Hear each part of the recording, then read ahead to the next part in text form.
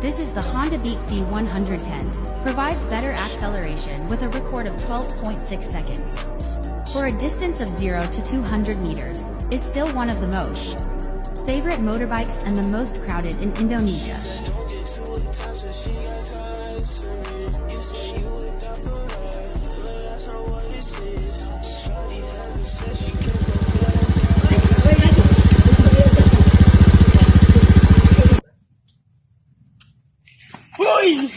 Tawad ka na ba mag-bike? Magmotor ka na lang, pre. Magmotor ka na lang, pre. Ayun, pre. Pinabay kami motor, oh.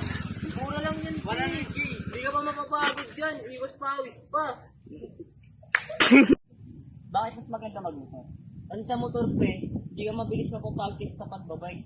Di pa malayo yung napupuntan mo sa bike, napapagod ka na, sa motor. Sobrang layo nang napunta mo, doon ka palang mapapagod. Sa motor, pre, yung gulong ng motor, hindi mo makukumpara sa gulong ng bike. Kasi sa gulong ng bike, pre, ang bilis mo lang papalitan yun, yung gulong ng motor, ang sobrang kapal yan, makapalpas ang mukha mo yan. Kasi yung ano, pre, yung fuel injected nito, sobrang tipid sa gasolina. Sige na tol, bili mo na tol. Pag-iisipan ko muna. Uy pre, andito ka pala. Bibili ka ng motor, bilhin mo na yan. Tiga mo ako, nakamotor na rin oh.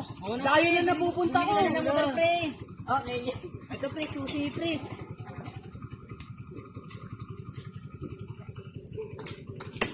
Tara na pre, alis na tayo.